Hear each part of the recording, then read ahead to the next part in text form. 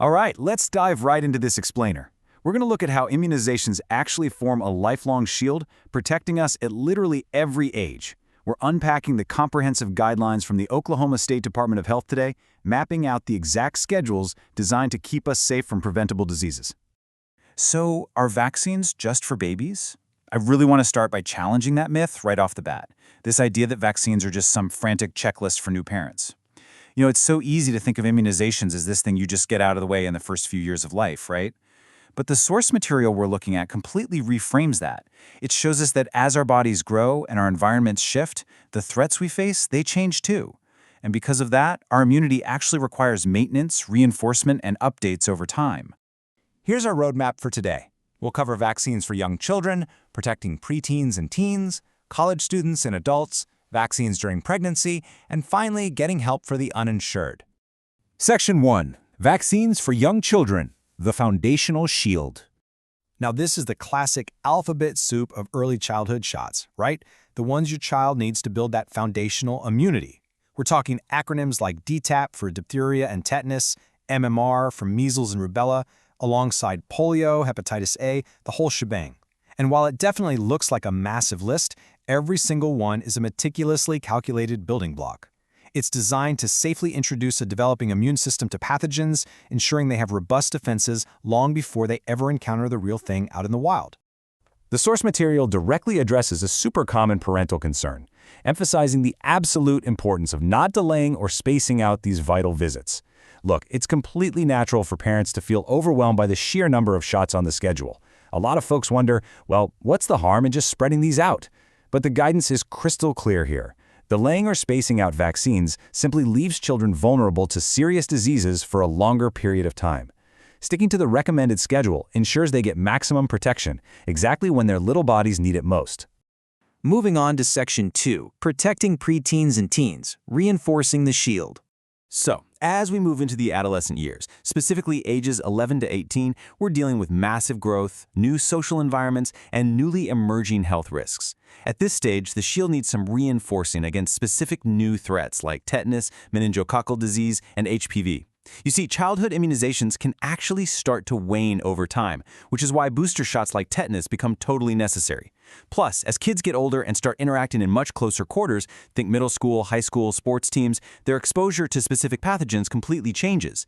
HPV, for instance, is heavily highlighted in the resources as a critical vaccine for preventing certain types of cancer later in life. That makes adolescence the absolute optimal time to get this specific protection. A really crucial focus during this time is the Men B vaccine, which is specifically available for 16 to 18-year-olds. Meningococcal disease is surprisingly rapid and, frankly, incredibly serious. Older teens hanging out in close quarters are at a much heightened risk.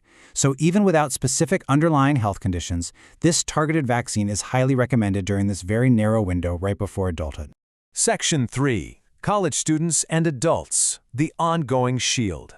Because let's be real, the schedule absolutely does not stop just because you leave childhood behind. If you're a college student, you absolutely must check directly with your post-secondary school to see exactly how to meet their unique vaccination requirements. Think about it. Dormitories and campus life create these high-density living situations where illnesses can spread like wildfire. And because every institution manages this slightly differently based on state laws or their own campus policies, there really isn't a one-size-fits-all checklist here. The source highly recommends looking up your specific college or university's immunization requirements directly, just to make sure you're fully compliant before you even step foot on campus. And for adults 19 and older, the protection doesn't stop. There's actually a specific combined adult schedule designed to maintain your immunity. It's a super common misconception that adults only need an annual flu shot. In reality, the adult schedule is incredibly dynamic. It factors in things like your age, any underlying health conditions, your lifestyle, and even your occupation.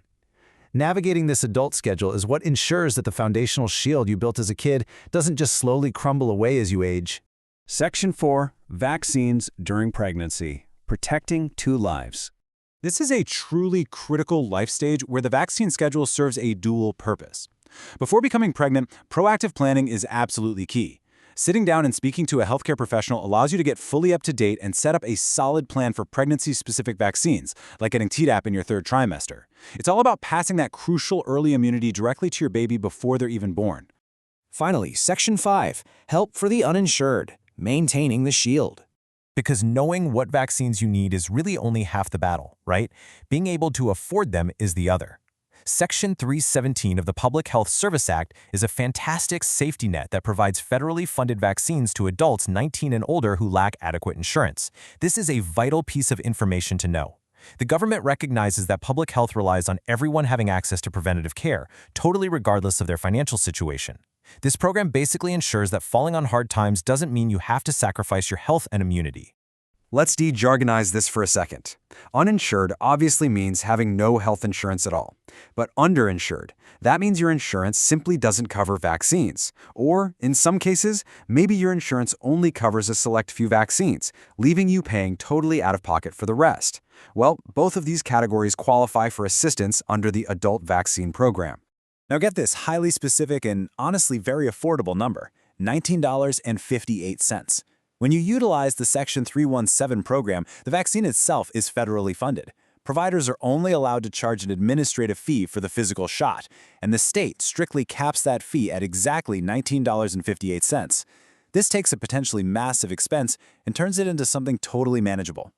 If you need to find a provider or utilize these resources, the Oklahoma State Department of Health is incredibly accessible. You can call them directly at 405-426-8580 or just shoot an email to immunize@health.ok.gov. The source also provides a dedicated list of adult immunization providers online. They've really made the infrastructure to get protected incredibly clear and easy to find.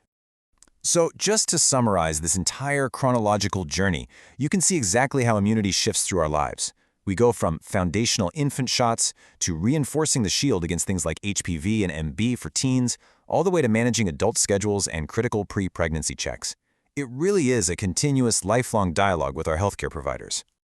I want to leave you with this question to reflect on your own health today. Is your lifelong shield up to date?